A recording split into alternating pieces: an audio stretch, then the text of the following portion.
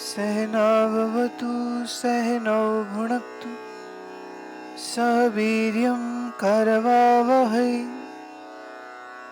तेजस्विनावधीतमस्तु मा विद्विषावहै।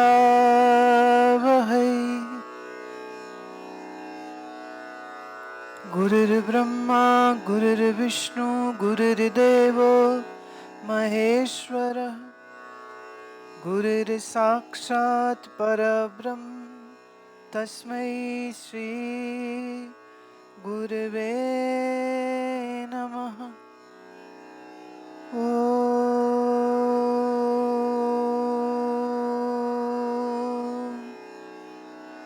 शांति शांति शांति।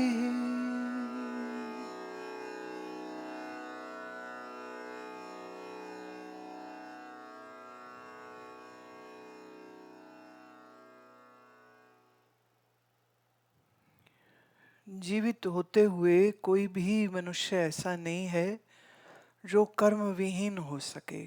कर्म हमारे पहला जो श्वास भीतर गया समझिए, वहीं से हमारा कर्म का जो सिलसिला है वो प्रारंभ हो जाता है। और बड़ी बात यह है कि कर्म आप जो कर रहे हैं उन कर्मों के फल होते हैं। पूर्व किए गए कर्म से आज आपका प्रेजेंट जो है वो बना है, और आज जो आप कर्म करते हैं इससे आपका आने वाला समय जो है वो निर्धारित होता है। हम ये कह सकते हैं कि कर्म अवश्यमेव होंगे, हो रहे हैं, और किसी के भी कभी भी बंद नहीं हो सकते। कर्म का सिद्धांत भगवान श्री कृष्ण गीता में कहते हैं बहुत कठिन है, इसको समझना बहुत कठिन है, बहुत गूढ़ है ये। कौन सा कर्म क्या करेगा, कौन सा कर्म क्या फल देगा, इस विषय में जान पाना बहुत विद्वता का विषय है। बहुत बहुत गहन विद्वता के बाद ही ये बात स्पष्ट हो पाएगी, अन्यथा ये बात समझ में भी नहीं आ सकती है कि हम जो कर्म कर रहे हैं उस कर्म का रहस्य, उस कर्म का स्वरूप क्या है, थोड़ा उसको समझने की चेष्टा करते हैं। सबसे पहले कर्म मतलब एक्शन।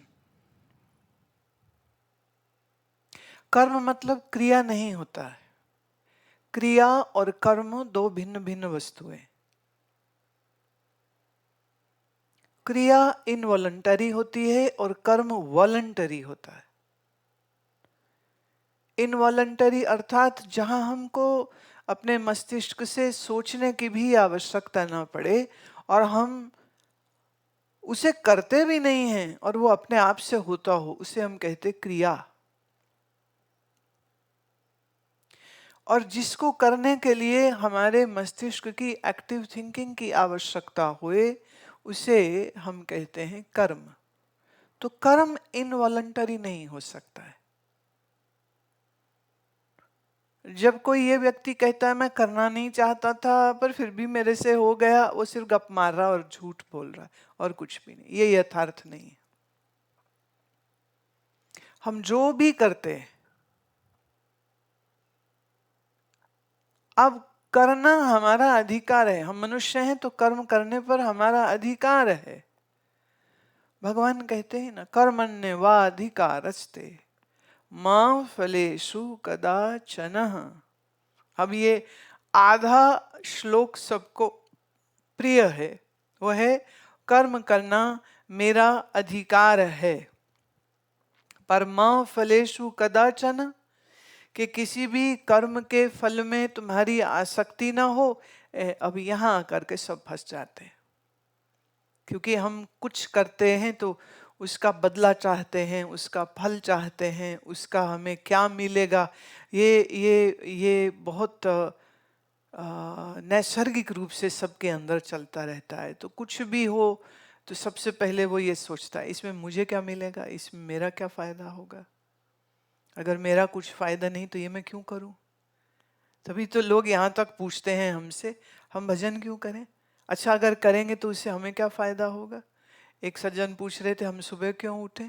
आप कहते हो ब्रह्म मुहूर्त उठो, क्यों उठें? उठेंगे तो क्या फायदा होगा?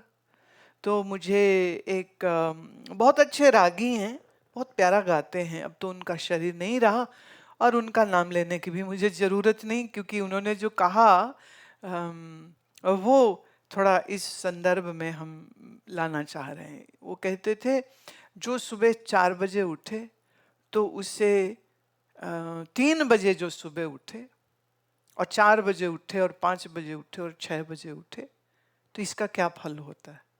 तो वो कहते हैं कि जो बंदा सुबह 3 बजे उठे, वो कह रहे वो तो यूं समझो कि जैसे उसने हीरा दान किया हो, इतना उसे फल मिलेगा। 4 बजे उठे तो सोना दान किया हो, इतना फल। बोले 5 बजे उठे तो बोले चांदी जितना दान किया हो, इतना फल। बोले 6 बजे उठे, बोले अब तो उठना तो था ही ना, तो इसमें कोई पुण्य नहीं कोई पाप नहीं, बस ठीक है उठ गए हो तुम। वो कह रहे जो 6 बजे के बाद उठे, बोले वो तो सिर्फ पाप कमाएगा, वो पुण्य तो दूर की बात है उसके लिए, वो कुछ भी नहीं कमाएगा। तो 4 से लेकर के मैंने सुबह 3 से लेकर के 6 बजे तक फिर भी कुछ लाभ है। 6 के बाद तो बोले फिर तो तुम पशु की गिनती में आ गए, जिसके लिए उठना भी मुश्किल काम है। तो जो जागरण करने में भी कष्ट महसूस करे, ऐसे को हम आलसी, पामर, विषयी, तामसिक मनुष्य कह सकते हैं। तो तामसिक मनुष्यों के लिए तो ये सत्संग है भी नहीं। ये सत्संग तो उनके लिए है जो 3 बजे उठते हैं। आप उठते? 4 बजे उठते? आप उठते? 5 बजे उठते हो कम से कम। तो 6 वाले को न पुण्य न पाप, तो हम कहेंगे चलो बिगिनिंग कैटेगरी हो गई 6 बजे की। अब प्रश्न ये है कि कर्म करने में हमारा अधिकार है, पर सवाल ये है कि क्या आपको इस बात का परिचय है कि कर्म कितने प्रकार का होता है? तो थोड़ा उस विषय को समझो। एक होता है जिसे हम कहते हैं नित्य कर्म। नित्य माने जो हमें रोज करना है। अब नित्य कर्म में आ जाता है सुबह उठना, और शास्त्र विधि से कहूं तो फिर सुबह उठने का समय का एक इशारा मैं आपको ऑलरेडी दे चुकी हूं। तो सुबह उठना, नहाना, खाना, सोना, और अगर हम धर्म की दृष्टि से देखें तो सुबह उठ करके स्नान करना भी धर्म हो जाएगा, अगर आप स्नान के बाद मंत्र जप करने को बैठते हैं तो एक्चुअली ये भी नित्य कर्म है। आज हम कोई मानने को तैयार नहीं है इस बात को, लेकिन इसको भी हम नित्य कर्म में जोड़ना चाहेंगे कि सुबह उठना, स्नान करना, स्नान करके फिर गायत्री का या अपने गुरु मंत्र का जप करना, ये कर्म करने का एक हिस्सा नित्य कर्म होना चाहिए। दूसरा नैमित्तिक कर्म। नैमित्तिक मतलब जो किसी ऑब्जेक्टिव के लिए किए जाते, फॉर एग्जाम्पल श्राद्ध कर्म करना, फॉर एग्जाम्पल दिन आया है जैसे मकर संक्रांति का, तो उस दिन गुड़ और तिल का दान करना। अभी क्यों दान कर रहे हो? मुझे पुण्य मिले। श्राद्ध क्यों कर रहे हो? मेरे पितृ संतुष्ट रहे। आप नवरात्रि आती है तो आप संकल्प करते हो कि इतने दिन के लिए अब हम अन्न ग्रहण नहीं करेंगे, या इतने दिन के लिए हम सुबह शाम मंदिर दर्शन करने को जाएंगे। तो यह कर्म भी आप किसी निमित्त कर रहे हो, किसी उपलक्ष्य में कर रहे हो। तो जो आप नित्य कर्म करते हैं, अगर मात्र मैं नहाना धोना खाना पीना करूं तो बोले इसका क्या फल होगा? बोले इसका क्या फल होगा, तुम मनुष्य हो, इतना तो करना बनता है, इतना तो करना ही चाहिए। अब किसी पशु को तो हम नहीं कह सकते ना रोज सुबह उठो और स्नान करना चाहिए, कुत्ते को, भैंस को, गाय को, चिड़िया को, हम उसको तो नहीं कह सकते, मनुष्य को ही कह सकते। तो नित्य कर्म करना सबके लिए अनिवार्य है अगर आप मनुष्य हो तो, और नैमित्तिक कर्म है अगर आप धर्म परायण हैं तो करेंगे, अगर धर्म परायण नहीं है तो फिर क्या इतवार तो क्या सोमवार, रोज खाओ पियो, मद्य मच्छी, इसका भी अभक्ष का भी भक्षण करता है जो, तो उनके विषय में तो अब क्या ही बात करना। ये विषय जो है ना वो बड़ा बदल जाता है। मैं चाहती हूँ कि हम अपने ही प्रसंग पर निश्चित रूप से रहें।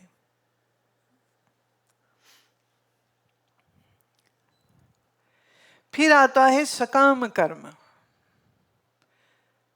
जब आप किसी कर्म को कामना से करते हो, कामना से किए गए कर्म को हम सकाम कर्म कहते हैं।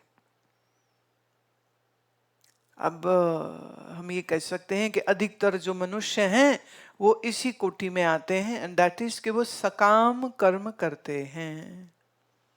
जैसे मैंने कहा ना, श्राद्ध हो, नवरात्रि हो, नित्य कर्म हो, सुबह उठना हो, गंगा स्नान हो, वो इसमें भी पुण्य ढूंढते रहते हैं। मैं गंगा नहाने जा रहा हूँ, क्या पुण्य मिलेगा?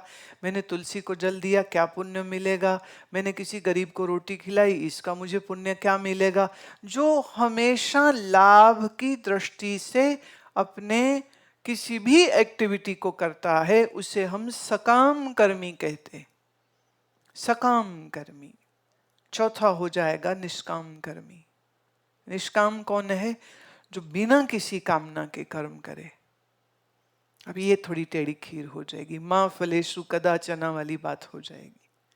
जिसे कर्म में आसक्ति नहीं है, जो किसी स्वार्थ से कर्म को नहीं करता है, जो बिल्कुल निस्वार्थ होकर के कर्म करता है, उसके की गई हर कर्म को हम इसलिए निष्काम कह रहे हैं क्योंकि एक तरह से वो कर्ता भाव के बगैर कर्म कर रहा है। उसमें उसका कर्ता भाव निहित नहीं है।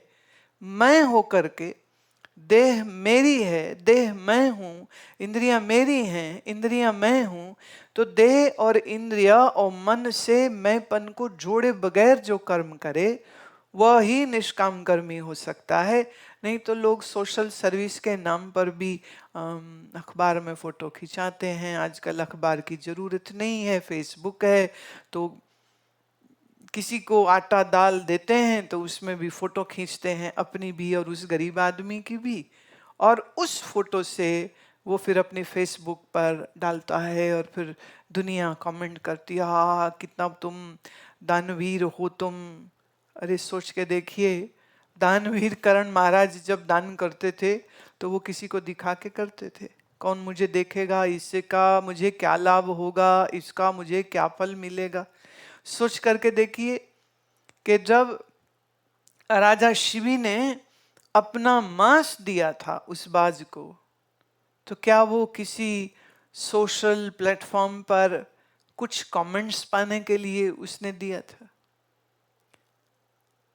तो जहां हमने कुछ दे करके उससे वापसी में भले प्रशंसा, भले फेसबुक के कमेंट्स, चाहे यही अगर हमने चाहे हैं, तो यह भी वो सकाम कर्म में आ जाएगा, वो निष्काम कर्म में बिल्कुल नहीं आता है। मुझे याद आता है एक बार प्रयागराज में एक मंदिर में मैं सत्संग कर रही थी, तो वहाँ उन दिनों घड़ी तो मैंने हमेशा पहनी, पर शायद उन दिनों घड़ी खराब थी या क्या, तो कितना देर बोलना है कैसे पता चले। मैंने मंदिर के प्रधान से पूछा कि समय के लिए, कहते जी चिंता मत करिए, वहाँ आपके ठीक सामने घड़ी लगी हुई है, हम तो बुलाते रहते वक्ताओं को, तो घड़ी तो इट्स वेरी इंपॉर्टेंट। मैं बहुत अच्छी बात। जब मैं जाके वहाँ मंच पर बैठी, सामने निश्चित रूप से घड़ी थी, लेकिन उस घड़ी से मैं समय नहीं देख सकती थी। ऐसा नहीं कि उसमें सुइयां नहीं थी, ऐसा भी नहीं कि उसमें सेल नहीं था, लेकिन उसके ऊपर इतना बारीकी से लिखा हुआ था, श्री घनश्याम दास अग्रवाल के पुत्र, रघुनाथ दास के पुत्र कांशी राम ने यह मंदिर के सेवा हितार्थ अपनी माता जी की पुण्यतिथि पर यह घड़ी को सादर भेंट किया। फिर नीचे उसकी तारीख लिखी हुई थी। तो मतलब घड़ी में हम समय तो देख नहीं सकते, पर यही दिख रहा था किसका पौत्र, किसका दादा, किसका बाप क्यों दिया और किसकी स्मृति में दिया। अब इसको हम आम दृष्टि से कहेंगे ये दान हुआ, हाँ जी दान हुआ, लेकिन अगर हम गीता की दृष्टि से देखते हैं तो ये दान नहीं हुआ, ये तो सिर्फ अभिमान हुआ, अभिमान हुआ। सो जब आप सकाम कर्म करते हैं तो वह कर्म के साथ दो चीजें जुड़ जाती हैं। अगर तो आप करेंगे कर्म अच्छा, ये हो जाएगा पुण्य कर्म, तो फल होगा सुख। आप करते हैं कुछ बुरा, तो यह हो जाएगा पाप कर्म, और पाप कर्म का फल होगा दुख। अब आप ये समझिए कि आप बिना कर्म किए रह नहीं सकते हैं। इसका मतलब जब से जन्मे हो इस जन्म में और इसके पहले के जितने भी आपके जन्म हुए हैं, उन तमाम जन्मों में आप कर्म करते रहे हो। तो अब कोई हिसाब लगाइए कितने पाप कर्म हुए होंगे। अच्छा, अब ये भी बड़ी मजे की बात है, आदमी इतना स्वार्थी है कि अपने कर्मों को हमेशा पुण्य कर्म कहता है, चाहे वो ना ही हो। पाप कर्म की अगर हम व्याख्या करें तो पाप किसको कहेंगे? हम शास्त्र विहित कर्म और निषिद्ध कर्म दो की बात कहता। विहित कर्म शास्त्र कहता है ये करो, निषिद्ध कर्म शास्त्र कहता है ये कभी मत करो। तो विहित कर्मों की एक बड़ी लंबी सूची। चूंकि आज के समय में मनुष्य अपने शास्त्रों को पढ़ता ही नहीं, इसलिए क्या करना चाहिए यह भी मालूम नहीं, और क्या नहीं करना चाहिए यह भी मालूम नहीं। तो पूर्व मीमांसा जो इसका हमें बहुत लंबा उल्लेख देती है, क्या करना क्या नहीं करना, उस विषय में भी कुछ ज्ञान अवश्य में हमको होना चाहिए।